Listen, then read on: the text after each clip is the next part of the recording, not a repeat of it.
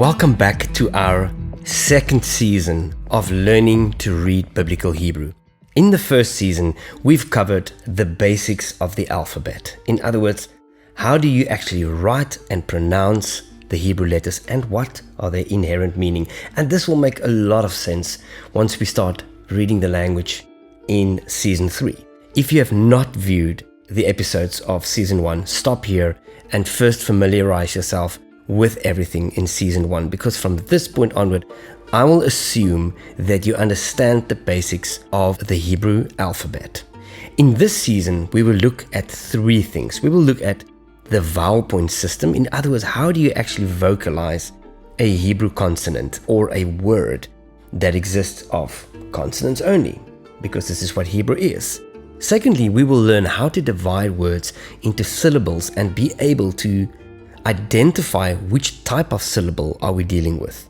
And then thirdly, we will look at word formation. Now, word formation involves the distinction or the recognition of a Hebrew parent or child root, prefixes, suffixes, and various forms of conjugations, which will enable us to not only vocalize a Hebrew word, but be able to dig straight to the meaning of that. And all of this we will employ in the third season to begin reading the text. Let us dig straight into the vowel point system. Now, the vowel point system is a system developed around 600 AD by a group of scribes called the Masoretes. The Hebrew word Mesorah means tradition, and the Masoretes were literally a group of people who devoted themselves to pinning down how the Hebrew text was actually pronounced. And when you look into the traditions and into the history of that, you find that there's actually much more than just a vowel point system. They used to have markings around Hebrew letters called the cantillation marks, or in Hebrew the ta'amim. And these markings helped them to sing or cantillate the text, because that was the way that the text used to be remembered prior to the vowel point system. But we owe it to the Masoretes that they gave us a vowel point system called the Nikodot, which enable us to all read or vocalize the text in the same way. First interesting thing that we'll put on the table is look at this word. Keep putting you the English word HLP. What is that word? Fairly easy. Anybody would have guessed it's the word help, right? But why? There's only one reason why we would guess it's the word help, is because we know the word help, right? It's part of our English vocabulary. Let's look at this one. GLSS. What could that possibly be? Okay, easiest one could be glass, it could be gliss, it could be gloss. And there may be more options. But the obvious one is almost the word glass. And why do we know that? Because we know the word glass. By just giving you the consonants, you are able to easily say the word HLP is help and the word GLSS means glass. Look at this one. JCKT. What could that possibly mean? Jacket. Okay, without giving it away too easily. But you can see there's not a lot of other words that you can make with that, but the word jacket kind of jumps at you. Alright, and again, why do you know that? Because the word jacket is part of our vocabulary in English. Now, courtesy of John Parsons from HebrewForChristians.com, look at this interesting example. And what does that say? Or what would we guess that is saying? You got it.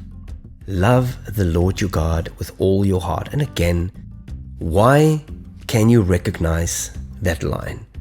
Well, partly because you know it, and partly because our brains can literally make words without having consonants. But let's say I give that piece to a non-native English speaker, to somebody who does not have an English vocabulary. What would they pronounce that as? Let's say they're familiar with the English alphabet, but they've never heard that line, love the Lord your God with all your heart. How would it be pronounced? It would be something like live.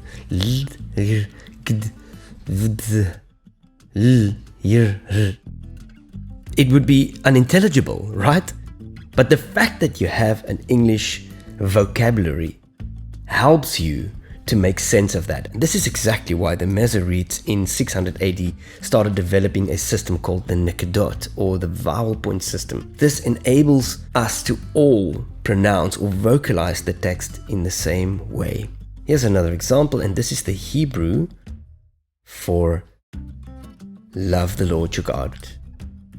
In Hebrew, we would pronounce that as Va'ahavta et Yahweh Elohecha.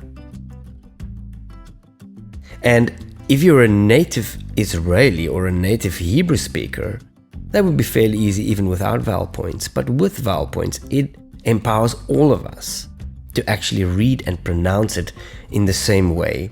And this is the objective of the vowel point system. This is why we are going to look at how do you actually write all of the familiar vowels that we find in English. A, E, I, O, U. Now, before we dig into the Hebrew vowels, let me make something extremely clear, and this will make the journey from this point onward very easy. In English, our 5 basic vowels are A, E, I, O, and U. Now, for a moment, I'm going to ask you to forever forget, while you're studying Hebrew, that those vowels are pronounced the way we pronounce them in English. In Hebrew, those same 5 vowels are pronounced as A, E, I, O, and U. A, E, I, O, U. Almost childlike, almost like a baby. So no A, E, I, O, U, nothing of that. Yes, it does get a little bit more complicated. When we'll look at the types of vowels, you do get vowel types like diphthongs, where it combines the sound of 2 vowels. You do get those. But in Hebrew, the rules are simple. If you cannot pronounce A, E, I, O, U, it becomes almost impossible to vocalize Hebrew words. So even if you remember one thing from today, this will be the sound of the Hebrew alphabet. A, E, I, O, and U.